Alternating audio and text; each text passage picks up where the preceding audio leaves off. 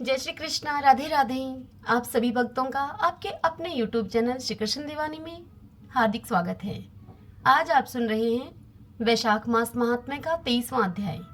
सर्वप्रथम भगवान का स्मरण करते हुए आप सभी मेरे साथ बोलिए।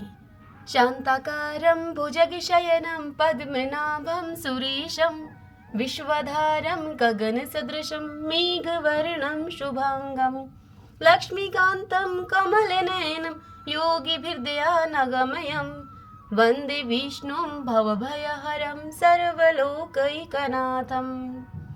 ओम नमो भगवते वासुदेवाय। नारद जी राजा अम्बरीश से कहते हैं कि हे राजेंद्र, सुनो, संक्षेप से माधव के पूजन की विधि मैं आपको बतला रहा हूँ।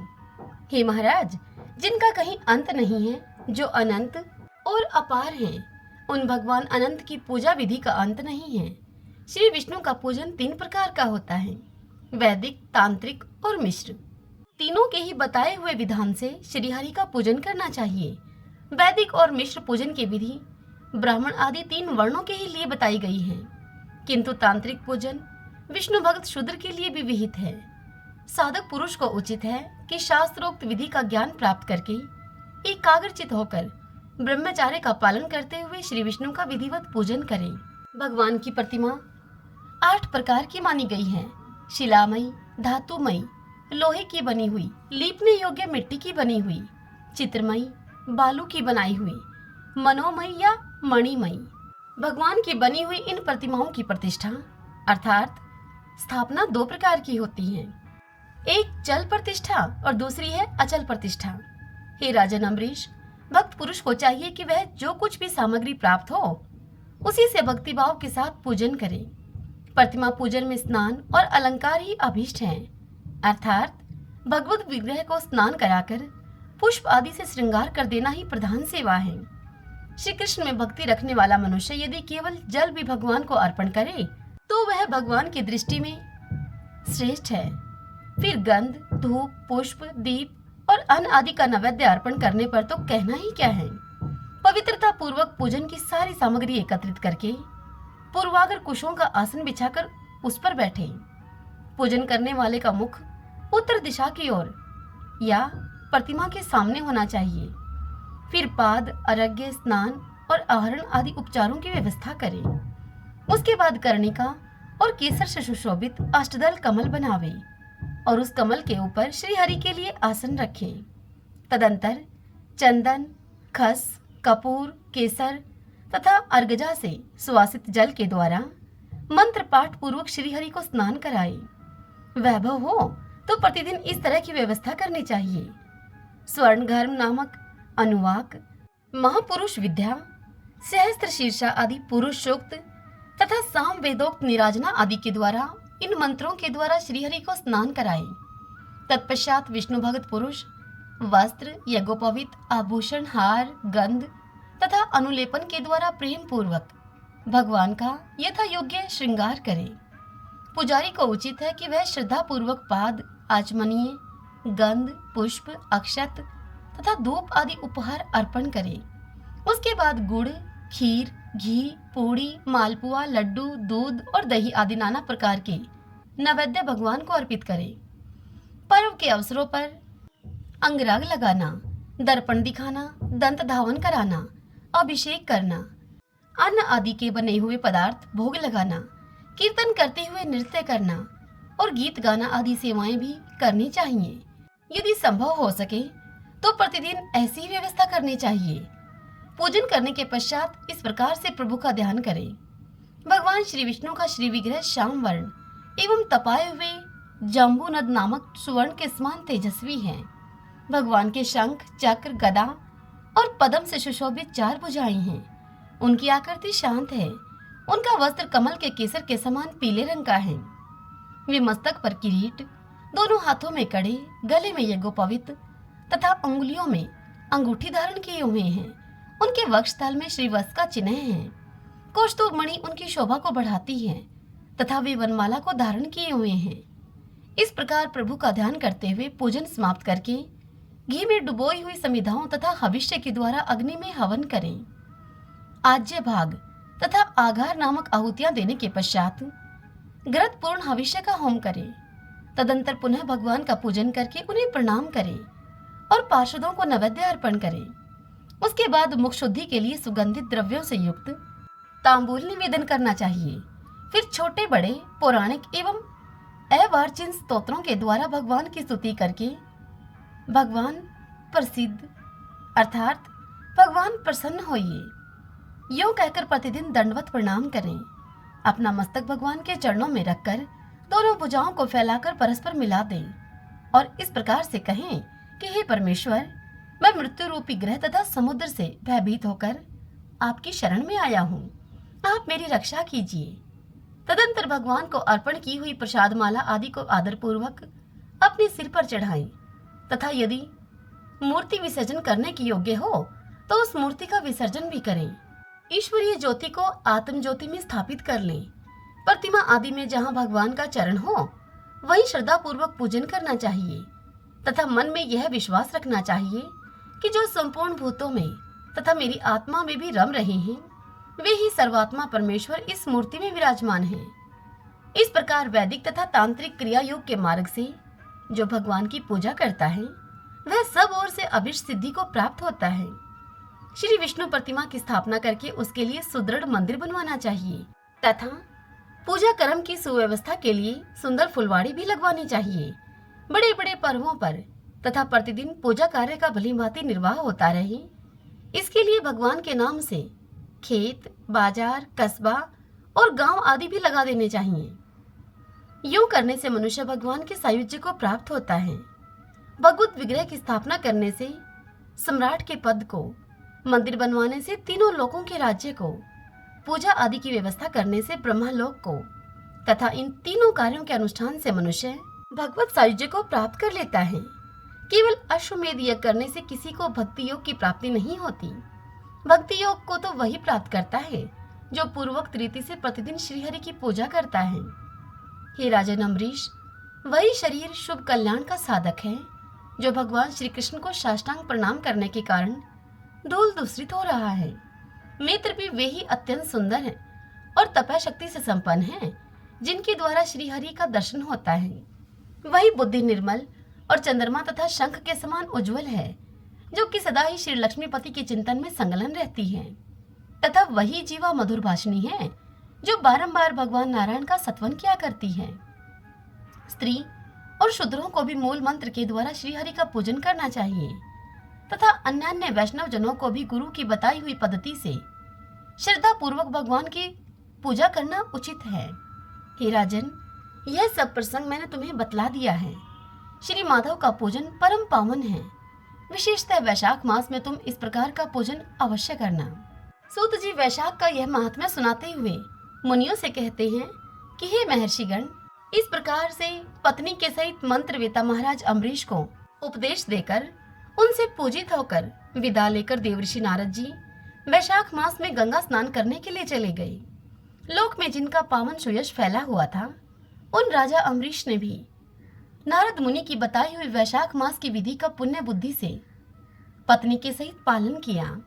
हरि ओम तत्सत। ओम नमो भगवते वासुदेवाय। ओम माधवाय नमो नमः। आइए भगतजनों, अब हम वैशाख स्नान के आज की कथा का श्रवण करते हैं। छोटा सा गांव था। उस गांव में दो दोस्त रहा करते थे।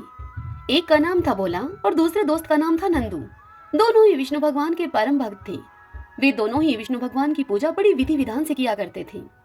वे दोनों हमेशा की तरह मेहनत मजदूरी करने के लिए गांव से शहर को जाया करते थे। उस दिन भी वह मेहनत मजदूरी करने के लिए गांव से शहर जा रहे थे। जंगल के रास्ते में जब वह जा रहे थे तो उनके रास्ते में भगवान विष्णु का एक मंदिर था। वे दोनों हमेशा की तरह ही भगवान विष्णु के दर्शन करके वहां थोड़ी देर बैठ गए। तभी वहां पर एक आकाशवाणी हुई। विष्णु भगवान ने उनसे कहा कि मैं तुम्हारी दोनों की भक्ति से बड़ा प्रसन्न हूँ। मैं तुम दोनों को एक एक ऐसी लकड़ी दे रहा हूँ जिसे अन्य लकड़ियों को छुआने मात्र से समस्त लकड़ियाँ सोने की बन जाएंगी। तुम इस धन को भलाई के काम में प्रयोग करना, गलत काम में इस धन को मत लगाना। अगर तुम दोनों ने इस धन को गलत काम में लगाया तो यह लकड़ी अपने आप ही गायब हो जाएगी। हे वत्स, तुम्हारी 7 गलतियों को मैं माफ करूंगा, लेकिन अगर तुमने 8वीं गलती की तो उस 8वीं गलती के होते ही यह लकड़ी अपने आप गायब हो जाएगी। तदंतर वहाँ उनके सामने एक एक लकड़ी आ गई। दोनों यह देखकर बहुत ही प्रसन्न हुए। उन्होंने भगवान विष्णु को प्रणाम किया और अब मंदिर से बाहर आ गए। दोनों ने मजदूरी करने का विचार अब त्याग दिया। दोनों अपने अपने घरों में आ गए। भोला बहुत ही सीधा साधा और सरल स्वभाव का था। उसके घर में उसके दो बेटे, एक बूढ़ी माँ और एक उसकी पत्नी सुशीला थी। भोला जब घर वापस आ गया तो सुशीला ने अर्थात उसकी पत्नी ने उससे पूछा कि आप इतनी जल्दी मजदूरी से कैसे आ गई। तब भोला ने अपनी पत्नी और अपनी माँ को सारी बात बताई और यह भी बताया कि यदि हम इस लकड़ी का गलत उपयोग करेंगे, इस लकड़ी से प्राप्त धन को यदि हम किसी गलत कार्य में लगाएंगे तो यह लकड़ी स्वतः ही गायब हो जाएगी। तदंतर भोला ने उस लकड़ी से एक अन्य लकड़ी को छुआ तो वह लकड़ी सोने की बन गई। अब भोला ने उस लकड़ी के पैसों से भलाई का काम किया। उसने स्कूल खुलवाए, बाग बगीचे बनवाए, अनाथ आश्रम खुलवाए, गरीबों में दान किया, गरीबों को खाना खिलाया। भोला ने उन समस्त पैसों को गलत काम में नहीं लगाया। भोला की पत्नी ने कई बार उससे कहा कि हम घर बनवा लेते हैं, हमारा घर टूटा फूटा है, जेवर बनवा लेते हैं, लेकिन भोला ने उसकी एक न मानी और उसे साफ मना कर दिया। भोला का नाम दान दाताओं में अब सबसे ऊपर आने लगा।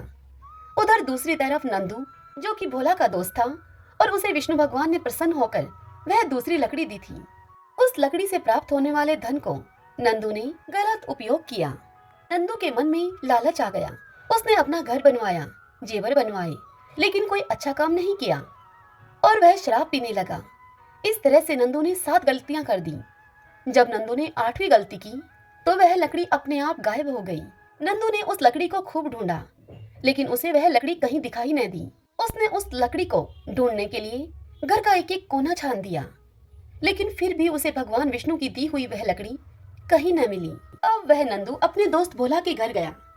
उसने देखा कि भोला उसी कच्चे मकान में रहता है। तब नंदू ने भोला से कहा कि प्यारे दोस्त, मैं अपनी भगवान की लकड़ी को कहीं रखकर भूल गया हूँ, तुम एक दिन के लिए यह तुम्हारी लकड़ी मुझे दे दो। भोला तो बड़ा ही सीधा साधा और सरल स्वभाव का था। उसने नंदू की बात पे यकीन कर लिया और उसने अपनी लकड़ी नंदू को दे दी। नंदू उस जादुई लकड़ी को पाकर बड़ा खुश हुआ और उसने अपने घर पर आकर झट से उस लकड़ी से अन्य लकड़ी को छुआ और छूते ही वह अन्य लकड़ी कोयला बन गई। नंदू ने कई बार ऐसे किया, लेकिन हर बार लकड़ी कोयला बन जाती। नंदू को अब गुस्सा आया। वह भोला के घर गया और लगा उस पर गुस्सा करने कि तुमने लकड़ी बदल दी है।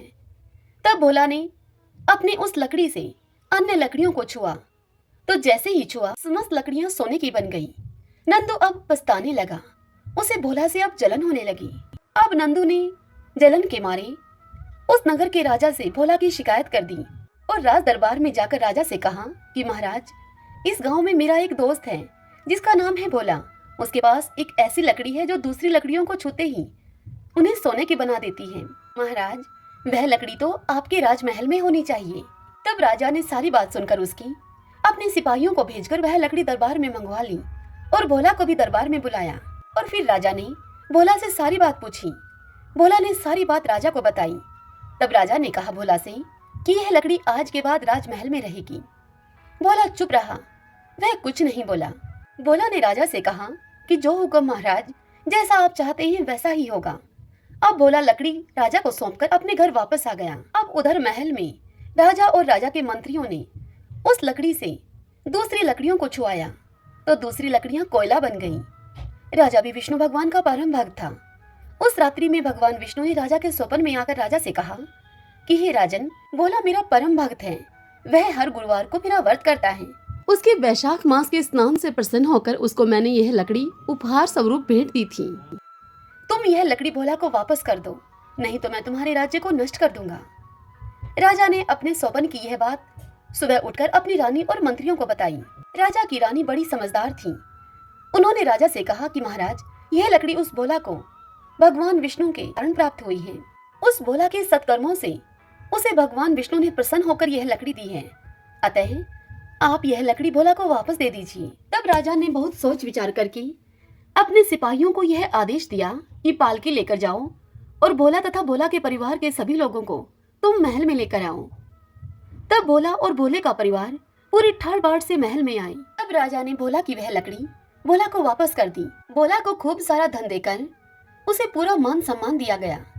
और उसके दोस्त को कठोर सजा सुनाई राजा ने। जो भी मनुष्य वैशाख मास में प्रातः उठकर स्नान करता है, वैशाख के व्रत और धर्मों का पालन करता है, उस पर भगवान विष्णु प्रसन्न होते हैं। उस मनुष्य की सभी मनोकामनाएं भगवान विष्णु की कृपा से पूर्ण होती हैं। सभी बोलिए विष्णु भगवान की जय। तो आइए भगवान के इन नामों को 5 बार बोलते हुए संकीर्तन करते हैं। श्री कृष्ण गोविंदे हरि मुरारी, हे नाते नारायण वासुदेव। श्री कृष्ण गोविंदे हरि मुरारी, हे नाते नारायण वासुदेव। श्री कृष्ण गोविंदे हरि मुरारी, हे नाते नारायण वासुदेव। श्री कृष्ण गोविंदे हरि मुरारी, हे नाते नारायण वासुदेव। श्री कृष्ण गोविंदे हरि मुरारी, हे नाते नारायण वासुदेव। सभी बोलिए विष्णु भगवान की जय। श्री राधा कृष्णाभ्याम नमो नमः।